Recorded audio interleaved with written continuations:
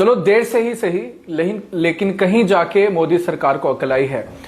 निर्मला ताई के प्रकोप से ऑलरेडी मिडिल क्लास बहुत परेशान था, लेकिन आज का जो बजट आया है उसमें कहीं ना कहीं मिडिल क्लास को राहत मिली है। लेकिन इसी के साथ इसका थोड़ा जो क्रिटिकल एनालिसिस है ये हम करेंगे। देखिए, मिडिल क्लास ने हमेशा ये कहा कि जो मोदी सरकार है ये टैक्स टेररिज्म कर रही है, और ये टैक्स टेररिज्म जो वर्ड है ये केजरीवाल की तरफ से आया था। लेकिन अभी आज जो खास देखने को मिला है बजट में कि जो एक मिडिल क्लास है उसको राहत मिली है। बात करेंगे 12 लाख तक यदि आपकी इनकम है तो आपको बिल्कुल भी टैक्स नहीं देना पड़ेगा। लेकिन एक ताज्जुब की बात है, क्योंकि आज हम इस बजट का करें क्रिटिकल एनालिसिस, तो आपकी 12 लाख तक है आपको टैक्स नहीं देना पड़ेगा, लेकिन यदि आपकी 13 लाख है तब आपको 15% देना पड़ेगा।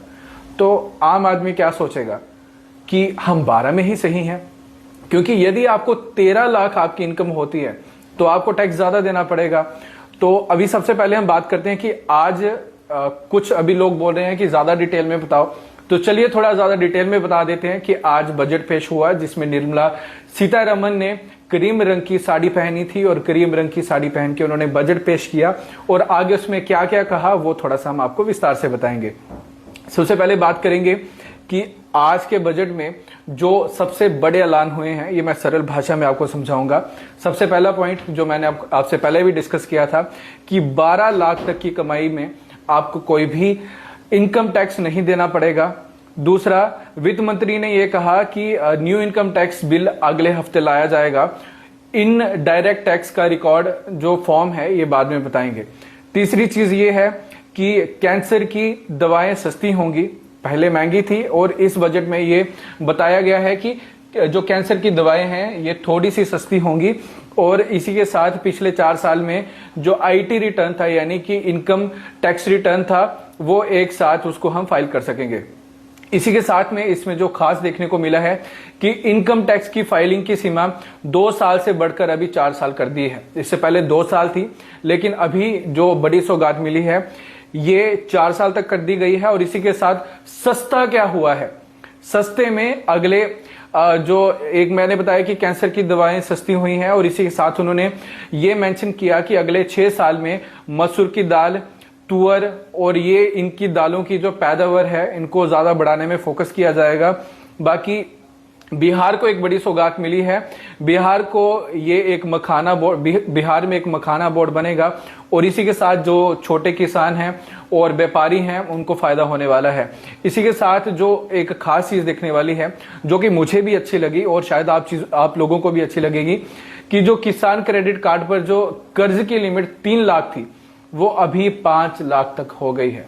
तो ये काफी अच्छी चीज है। और इसी के साथ एक एमएसएमई का अभी थोड़ी देर पहले ही भारतीय जनता पार्टी के द्वारा ही कंसेप्ट निकला था, तो ये थे medium and small scale industries का।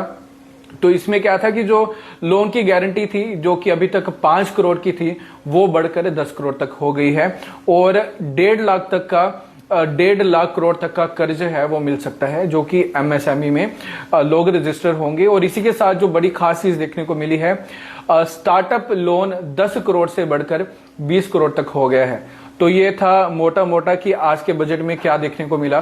पूरी चीज हमने पॉइंट लिखे हैं, और जो जो निर्मला ताई ने बोला था वो चीजें हमने आपके साथ डायरेक्टली डिस्कस कर दी हैं। अभी मिडिल क्लास को ये नहीं बोलना पड़ेगा कि निर्मला ताई के प्रकोप से हम काफी परेशान हैं, क्योंकि एक अरविंद केजरीवाल ने एक टर्म यूज की थी इस सरकार के लिए कि ये टैक्स टेररिज्म कर रहे हैं, यानी कि टैक्स जिहाद का भी नाम लिया था। लेकिन अभी बात करेंगे तो ऐसा अभी इस बजट में जो मिडिल क्लास है उसको राहत देखने को मिली है। अभी बड़े सारे लोगों के मन में यह सवाल चल रहा होगा कि कब कब कितनी इनकम टैक्स जो है इसमें छूट मिली है। तो मैं थोड़ा सा बैकग्राउंड में जाऊंगा। बैकग्राउंड में बात करें तो 2005 में जो सरकार बनी थी उसमें छूट थी 1 लाख रुपए से लेके, यानी कि 1 लाख रुपए से जो ज्यादा कमाएंगे उनको टैक्स देना पड़ेगा। वहीं 2012 में ये 2 लाख तक हो गया कि जो 2 लाख तक कमाएंगे उनको उससे ज्यादा जो कमाएंगे उनको छूट देनी पड़ेगी।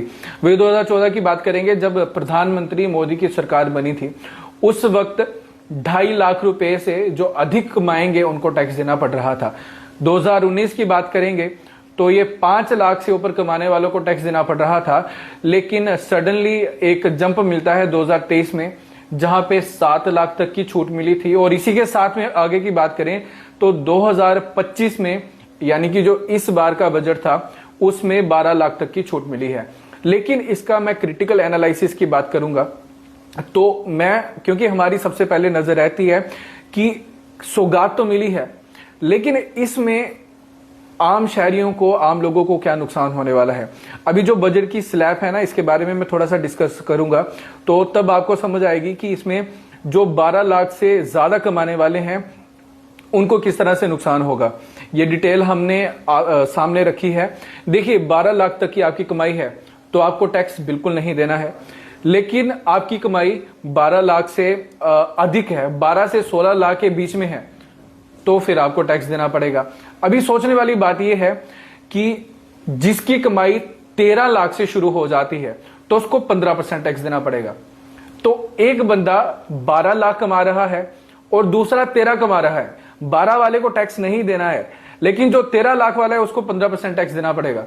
तो ऐसे में जो 13 लाख वाला है उसका तो नुकसान है ना। मतलब टेक्निकली सोचो, वही बात करेंगे 16 से 20 लाख वाला जो है, यानी कि 16 लाख तक आप कमा रहे हैं तो आपको 15% टैक्स देना है, लेकिन 16 से 20 कमा रहे हैं तो आपको 16 से 20 लाख कमा रहे हैं तो आपको 20% टैक्स देना पड़ेगा। तो ये जो इनकम की जो मैंने स्लैब बताई है, इसमें केवल 5% का गैप है।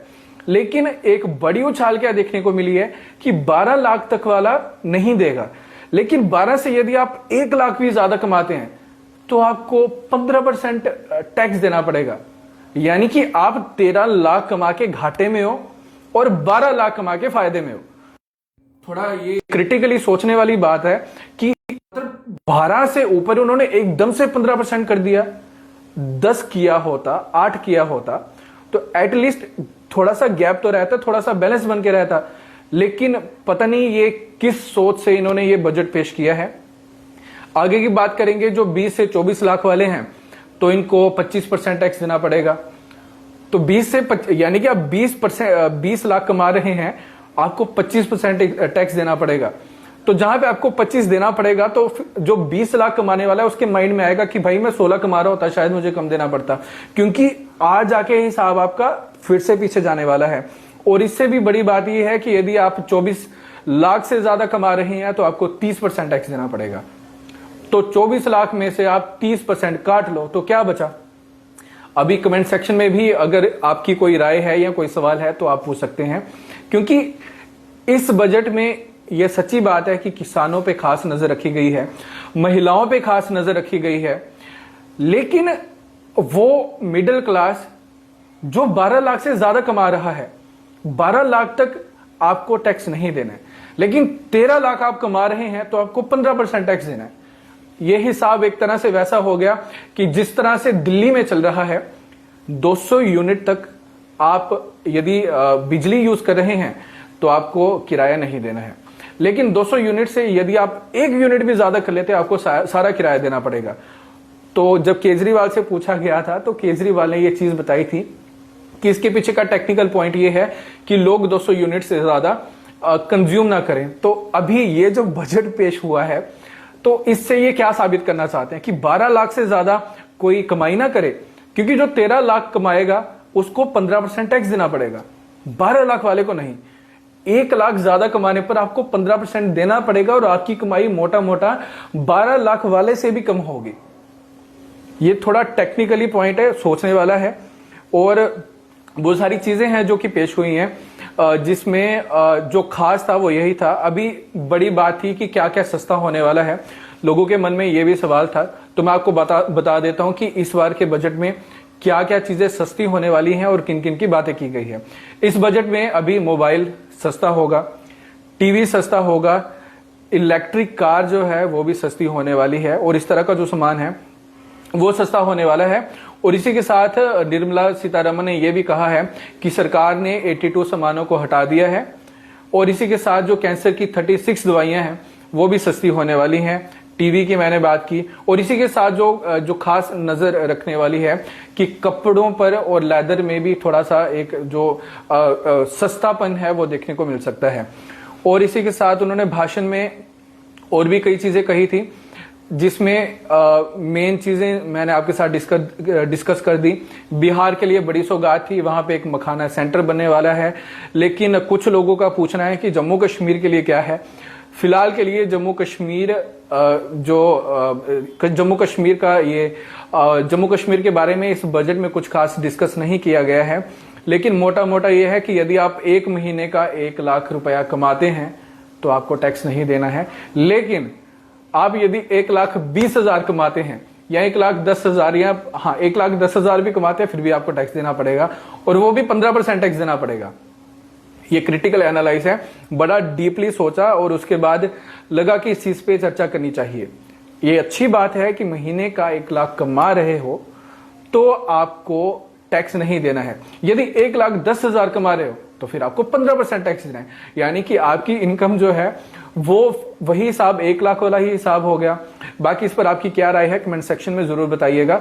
बाकी इससे जुड़ी आगे क्या कुछ अपडेट होगी जम्मू परिवर्तन के माध्यम से हम आपके साथ जरूर साझा करेंगे।